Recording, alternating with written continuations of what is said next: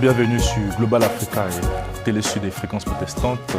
Notre invité politique aujourd'hui est Thierry Mariani, eurodéputé, numéro 9 sur la liste Rassemblement National menée par Jordan Bardella. Bonjour monsieur le député. Bonjour. Merci d'avoir accepté notre invitation. Je suis en compagnie de Baptiste Maisonnave, journaliste chez Fréquences Protestantes. D'abord une question d'actualité. Le chef de l'État doit prendre la parole ce jeudi à l'occasion du 80e anniversaire du débarquement. Est-ce que vous vous indignez comme les autres membres de l'opposition? Cette prise de parole à 4 jours des élections. Je comprends qu'il s'inquiète des scores de sa liste parce que finalement, sa candidate n'est pas mirobolante et en plus, porter l'étiquette d'Emmanuel Macron, c'est un fardeau difficile en ce moment. Donc il essaye un peu tout, quoi. Voilà, c'est tout. Je crois que vous avez interviewé une candidate qui, sur une autre chaîne, a dit « tout est possible, tout est permis » quand on lui faisait remarquer que c'était... contraire à tous les usages.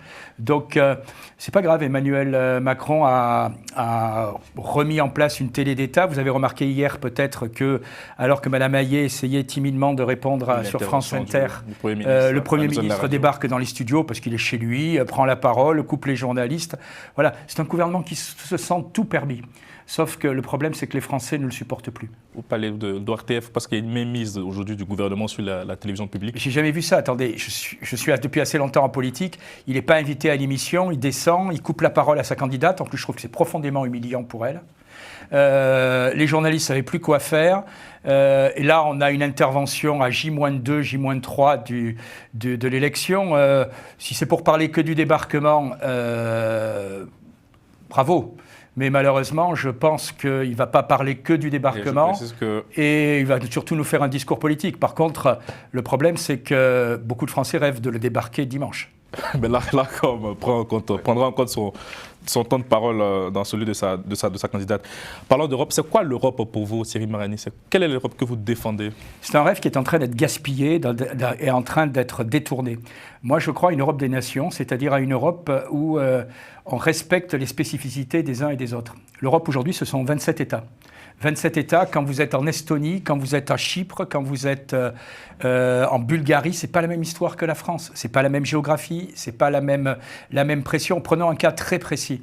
Est-ce que les Français se sentent menacés globalement, historiquement, par la Russie? La réponse non. Le dernier soldat du tsar a quitté les Champs-Élysées en 1815, il y a plus de 2 siècles. Est-ce qu'un Estonien ou un Polonais se sent menacé par la Russie? La réponse est oui, et je les comprends. Moi, quand je discute avec certains nombres de députés polonais, il y en a un qui me disait « mais tu ne peux pas comprendre, moi j'avais les chars russes devant la sortie de mon université ». Et donc en réalité, il y a des spécificités dans chaque État. Pourquoi je combats cette Europe et pourquoi je veux qu'on change cette Europe? C'est qu'en réalité, aujourd'hui, vous avez 27 commissaires qui n'ont aucune légitimité et qui essayent à chaque fois de cannibaliser les compétences pour déshabiller les États. Voilà, moi je crois en une Europe qui a des compétences, qu'elle doit appliquer, qu'elle doit jouer, j'allais dire, avec efficacité, ce qui n'est pas le cas, et non pas une Europe qui essaye de prendre toutes les compétences possibles pour déshabiller les États. Justement, vous souhaitez transformer l'Union européenne en alliance européenne des nations. Quel visage institutionnel aura cette alliance ? C'est le visage institutionnel qu'elle avait dans les années 60 ou 70. C'est-à-dire en réalité des programmes où chacun peut se mettre s'il est d'accord, ou une sorte d'Europe à la carte, mais pas une Europe qui impose des décisions qui ne sont pas voulues par les États. Vous savez, je suis d'accord avec Gabriel Attal quand il dit que cette élection sera peut-être la plus importante depuis le début. J'ai participé, vu mon âge, à la première élection en 1979. C'est la 10e. Parce qu'en réalité, il y a un agenda qui n'est même pas caché, parce que si la campagne avait lieu sur les vrais thèmes, pour moi, quel est le thème le plus important dans cette élection? C'est est-ce qu'on va changer les règles de fonctionnement au sein de l'Union européenne? C'est-à-dire, est-ce que désormais la règle qui impose l'unanimité va changer? Ça veut dire quoi concrètement? Parce que pour vos auditeurs, ça doit être un peu abstrait. Ben, c'est très simple. Ça veut dire qu'en réalité, on peut imposer à un État quelque chose qu'il ne souhaite pas. Aujourd'hui, je vous rappelle qu'avec la règle de l'unanimité, ou ce que certains appellent le droit de veto, eh bien, s'il y a une question primordiale pour un État, il peut dire « je ne veux pas, je bloque ». Alors, aujourd'hui... le cas de la Hongrie, par exemple. Hein. Oui, la Hongrie, je vous rappelle, M. Orban qui est quand même élu pour la 4e fois. Voilà, la 4e fois. Le jour où M. Macron aura 4 fois de suite la majorité pour ses amis, il nous donnera des leçons. Non, mais d'accord, mais c'est quand même quelqu'un, quand j'entends dire que c'est pas un démocrate, le problème c'est que la personne est assez populaire parce qu'il défend son État. Voilà, et donc l'enjeu principal de cette élection, c'est est-ce que les nations continueront à exister ou alors est-ce qu'une commission qui est cooptée décidera désormais de tout contre les États. Je prends un seul exemple, parce que vous savez qu'aujourd'hui, il faut bien expliquer à vos auditeurs qu'il y a 2 processus de décision au sein de l'Europe, soit la règle de l'unanimité, soit la règle de la majorité qualifiée. La majorité qualifiée, c'est qu'on peut imposer quelque chose à un État sans qu'il le souhaite. Je prends un exemple très concret, le traité du CETA, c'est-à-dire le traité commercial avec le Canada. Il est en vigueur en France. Le Parlement français a refusé de le voter. Mais ce n'est pas grave, l'Europe nous l'impose. Donc, quand vous ne voulez plus sortir de l'Union européenne, vous voulez rester à l'intérieur et le déconstruire? Non, je ne veux pas déconstruire. Attendez, je suis contre M. Macron en Europe. Ça ne veut pas dire que je veux sortir. Pardon, je suis contre M. Macron quand je vois ce qu'il fait en France. Ça ne veut pas dire que je veux sortir de la France. Il y a le droit quand même à avoir une autre idée de l'Europe. Voilà. Aujourd'hui, l'idée de l'Europe qu'on nous explique, c'est ensemble, on est plus fort. Je suis désolé, quand je regarde, c'est un slogan, mais quand je regarde la réalité de ce qui s'est passé, on n'aura malheureusement pas le temps, mais par exemple, pour le plan Covid, ça coûte 3 fois plus cher à la France que si on l'avait fait tout seul. Et je peux vous le démontrer si vous me donnez 5 minutes. Allez-y. C'est très simple. Le plan Covid, en gros, quand j'entends dire le clan de M. Macron, grâce à l'Europe, on a fait un plan qui a sauvé la croissance en Europe. C'est 750 milliards, c'est quand même inédit. Hein. Oui, mais rappelez-moi quelle est la zone en ce moment du monde qui a la plus faible croissance. C'est l'Europe. Bravo, merci, vous avez raison. Vous avez gagné un point, vous reviendrez en... Non mais, alors, ce qui veut dire quoi? Ce qui veut dire que ce plan qu'on nous a vendu, premièrement, pour relancer la croissance, c'est un bide. Nous sommes la zone qui, aujourd'hui, a la plus faible croissance. Deuxièmement, je vais répondre, parce que là, c'est plus compliqué, on va toucher combien avec ce plan? Théoriquement, 40 milliards. Combien on va rembourser? Entre 67 et 75. 67, c'est ce que dit l'Union européenne. 75, c'est ce que dit la Commission des finances du Sénat français.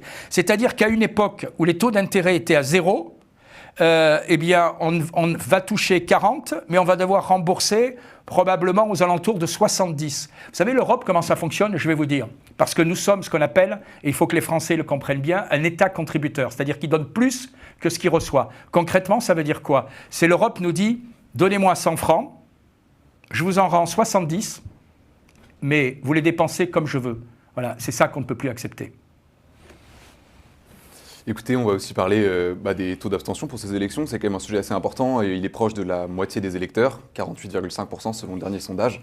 Il est un peu tard pour essayer de rameuter cette tranche de la population, mais qu'est-ce que vous comptez faire pour relancer l'intérêt des Français dans l'Union européenne, justement ? Je pense que les gens qui ne vont pas voter se trompent parce que c'est peut-être l'élection la plus importante, je répète, depuis des années. Parce que si jamais on change les règles de fonctionnement au sein de l'Union européenne, c'est ce que j'expliquais tout à l'heure, ça veut dire que la France n'est plus maître de son destin. Vous savez, j'ai été député 25 ans en France. Je sais ce que c'est qu'un Parlement, avec tous les pouvoirs, mais aussi avec toute la légitimité. L'Union européenne, il y a un Parlement, mais avec une commission qui en réalité n'a pas de légitimité électorale. Et la vraie question, c'est est-ce que vous voulez donner les principaux pouvoirs à cette commission qui n'a aucune légitimité électorale? Voilà. Moi, je pense que la démocratie, c'est qu'il y a des gens qui sont choisis par le peuple. En ce moment, ce sont les amis de M. Macron. Je ne suis pas d'accord, mais je le respecte. Il a gagné les élections. Voilà. Madame van der Leyen, aujourd'hui, et ses amis, je suis désolé, je le répète, ils sont nommés. Moi, je n'ai pas envie que ce soit eux qui décident du destin de la France. Cette élection, demain, je m'adresse, par exemple, que ce soit pour, je ne vais pas lister les professions, mais désormais, le destin de la France et le destin de beaucoup de Français se décidera au niveau européen et plus du tout au niveau français. Je prends 2 exemples plus flagrants. L'agriculture. L'immigration, ce sont 2 domaines où aujourd'hui l'Union européenne dit « écoutez, désormais c'est moi qui vais m'en occuper ». Et donc je dis aux Français, vous pensez que les élections législatives sont importantes, vous avez raison. Mais les élections européennes, c'est encore plus important, déplacez-vous. Alors vous parlez des Français, des professions, et en matière de jeunesse, c'est aussi près d'un tiers des jeunes qui déclarent 30% seulement déclarent aller voter le 9 juin. Comment on fait pour réintéresser la jeunesse là-dedans ? Écoutez, je le regrette. Une perte de confiance envers la politique, concrètement. Ouais. Oui, puis il y a une sorte de désintérêt. Puis l'Europe, c'est compliqué. Je veux dire, quand j'entends, excusez-moi, le nombre de bêtises qui ont été encore dites par M. Attal il y a 48 heures, c'est normal qu'on embrouille les gens. En réalité, il faudrait que les jeunes prennent un peu de temps pour étudier le fonctionnement de l'Europe et pour aller voter, parce que c'est eux qui, demain, en bénéficieront ou en payeront le prix. Voilà, c'est tout. Aujourd'hui, je le répète, l'agenda qui n'est même pas caché, mais dont personne ne parle.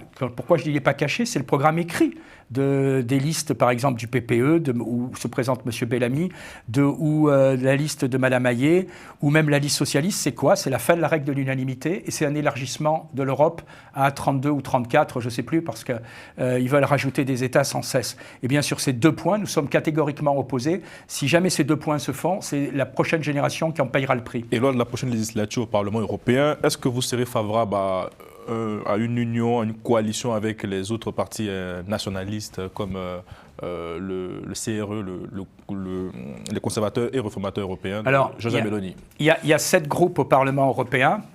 Je rappelle quand même qu'au Parlement européen, historiquement, ce sont les socialistes et la droite qui gouvernent ensemble. Oui, c'est-à-dire les amis de M. Bellamy et les amis de M. Glucksmann, qui ont la majorité depuis 1979. Ouais. C'est tellement vrai qu'il faut quand même que vous expliquiez à ceux qui nous entendent qu'en réalité, le mandat dure 5 ans. Au bout de 2 ans et demi, il démissionne. C'est-à-dire que ce Parlement, et il change les postes. C'est-à-dire que ce Parlement, les 2 premières années et demie, c'était un président socialiste italien. Les 2 années suivantes, c'était une présidente de droite de Malte. Donc en réalité, ces partis qui se combattent à Paris, en réalité, sont unis à Bruxelles.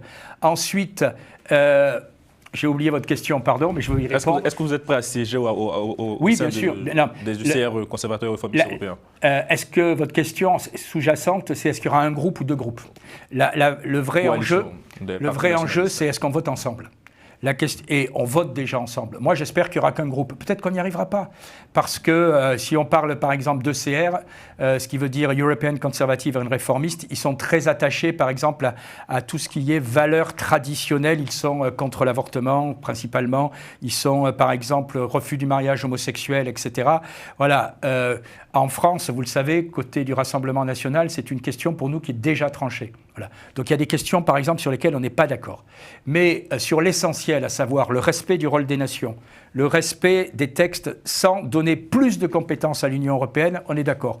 Donc je vais vous dire, l'important, c'est pas qu'on soit dans un groupe, 2 groupes ou 3 groupes. L'important, c'est que sur les textes essentiels, et c'est déjà le cas à 90%, on vote la même chose. Mais au sein de votre groupe, l'UDI, c'est difficile de peser dans la composition, dans le paysage institutionnel européen. Avec l'UDI, avec votre groupe, l'UDI. Il n'a pas le même poids que les conservateurs européens. Ah, on est à 10 près. Non, ensemble, on fait 150 voix. Ce serait long à expliquer, mais je le répète, il y a 7 groupes au Parlement européen. C'est-à-dire, il y a 705 députés, et le principal groupe, qui est le PPE, doit faire 180 députés. C'est-à-dire que personne n'a la majorité. Il y a un groupe qui est majoritaire, c'est le plus grand, mais il n'a pas la majorité. 180 voix sur 700. Et donc, sur tous les textes, il y a des alliances. J'observe que sur toute une série de textes pendant ce mandat, en réalité, à 20 ou 30 voix, les majorités ont été gagnées ou perdues. Très souvent, c'est la majorité, c'est 20 ou 30 voix qui proviennent de notre groupe. Donc, le problème n'est pas... Si je vous dis « votez pour nous, on sera majoritaire », je vous mentirai. Par contre, si je vous dis « votez pour nous parce que demain, c'est nous qui pouvons faire la balance dans un sens ou dans l'autre, parce que les autres groupes sont en train de baisser », la réponse est oui. Mais vos opposants disent qu'en 2014, en 2019, vous avez envoyé un bataillon de députés, mais vous n'avez rien fait. Qu'est-ce que vous leur répondez? C'est faux. C'est faux, je suis désolé. Je suis désolé, on est en train... Moi, je pense au contraire que, idéologiquement, on est en train de gagner plein de batailles.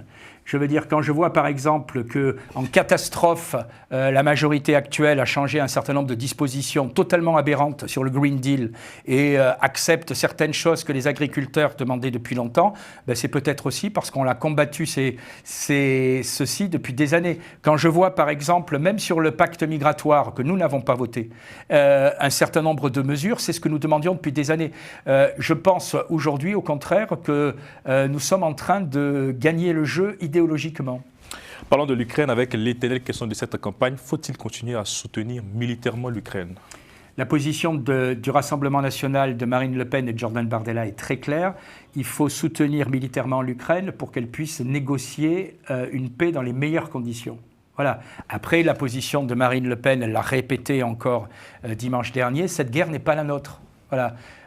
Et je pense, comme elle, que M. Macron a une attitude extrêmement dangereuse et qu'il peut nous entraîner dans une guerre. Vous savez, M. Macron, aujourd'hui, ça fait bientôt 9 ans qu'il est président de la République. 7 ans. 7 ans, pardon. 7, oui, pardon.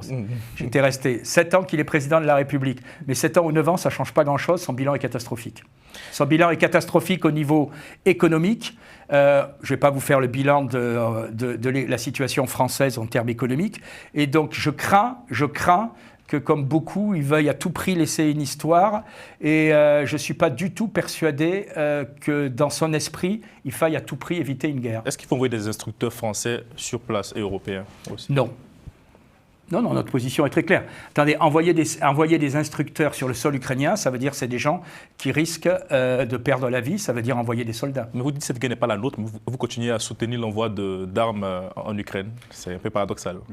Oui, non, parce que ce qu'on veut, c'est que Marine Le Pen l'a dit, redit, on veut le plus vite possible une conférence pour la paix. Je vous rappelle quand même qu'aujourd'hui, ce qui est très surprenant dans cette guerre, c'est qu'il y a des informations que personne ne retient. Le Figaro, c'est un journal à peu près sérieux, non? New York Times, c'est un journal à peu près sérieux. On a appris, par exemple, il y a un mois, dans le Figaro et le New York Times, que la paix était quasiment... Enfin, il y avait un accord de cessez-le-feu au bout de 5 semaines ou 6 semaines entre l'Ukraine et la Russie, et qu'en réalité, il a été empêché à la demande des Britanniques. Voilà, il y a des gens en Europe qui veulent toujours continuer la guerre. Il y a des gens en Europe qui veulent l'arrêter, parce que ce genre de conflit, on ne sait jamais où ça s'arrêtera. Est-ce que vous pensez, comme Jordan Bardella, que la Russie est une menace multidimensionnelle pour la France? On n'est pas opposé, tout dépend ce que vous appelez menace multidimensionnelle. Multidimensionnelle, oui, il est évident qu'il y a des attaques, comment vous dire, il y a des attaques cyber, etc., qui probablement viennent de la Russie. Il y a un certain nombre de menaces qui proviennent de la Russie. Après, est-ce que je crois à une attaque de la Russie sur le sol européen? Je pense que celle-ci est impossible à cause de l'OTAN.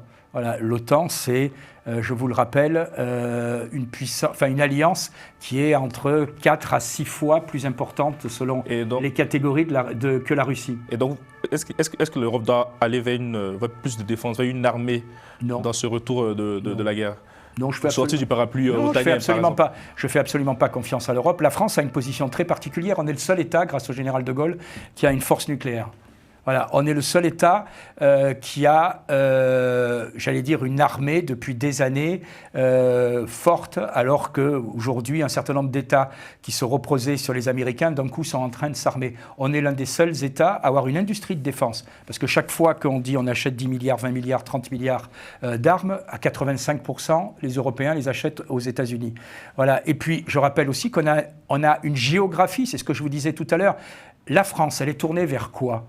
La France, elle est tournée vers le bassin méditerranéen et vers l'Afrique. Oui, elle n'est pas tournée vers la Géorgie ou l'Arménie ou l'Azerbaïdjan ou l'Asie centrale. Voilà. Et donc, moi, ce que je regrette, c'est qu'aujourd'hui, on ne s'occupe plus de cette zone. Une grande dame avec qui j'ai eu la chance de côtoyer brièvement, qui est décédée il y a quelques jours, qui s'appelait Marie-France Garot, avait une citation que vous retrouvez, qu'elle avait dit à plusieurs reprises. Elle avait dit « L'Union européenne », elle avait dit ça il y a 20 ans, « L'Union européenne nous amènera à mener des guerres qui ne sont pas les nôtres et à ne pas mener les combats que nous devrions mener. » On est exactement là-dedans. L'Ukraine, ce n'est pas notre guerre, alors que, par exemple, on laisse complètement tomber l'Afrique, on laisse complètement tomber le bassin méditerranéen. C'est là l'intérêt de la France.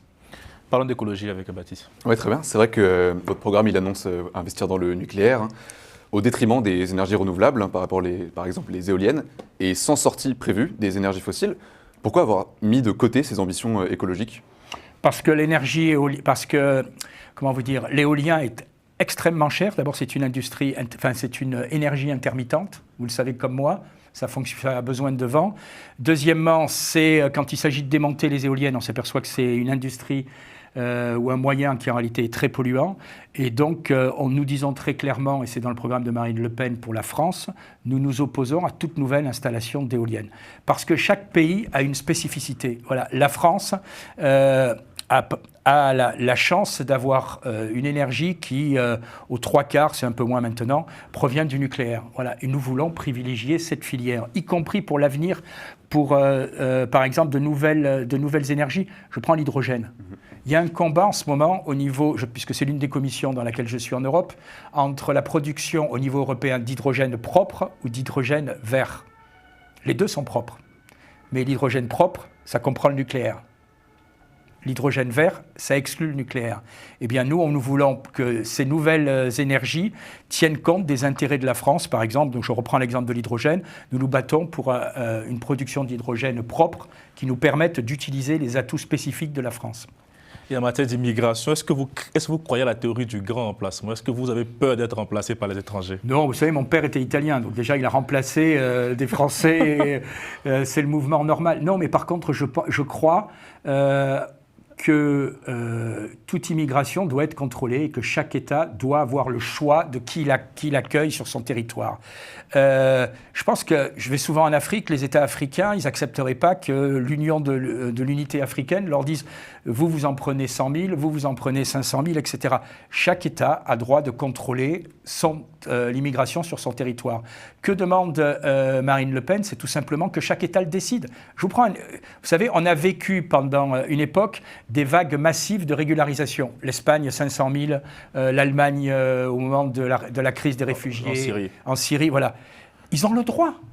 Mais le problème, c'est que dans ce cas-là, ils ont le droit, c'est leur besoin, je le respecte. Mais on n'est pas obligé de le subir. C'est-à-dire, qu'est-ce qu'on demande dans la réforme de Schengen? On ne veut pas en sortir, là aussi. La double frontière.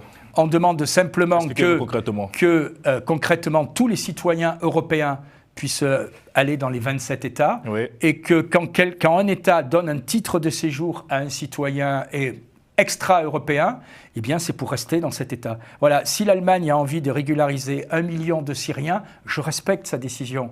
Mais dans ce cas-là, excusez-moi, ces 1 million de Syriens restent en Allemagne. Voilà. Or, vous savez très bien aujourd'hui qu'il n'y a strictement aucun contrôle. Et vous savez très bien aujourd'hui aussi que la France est quand même l'un des pays qui a le système social le plus généreux.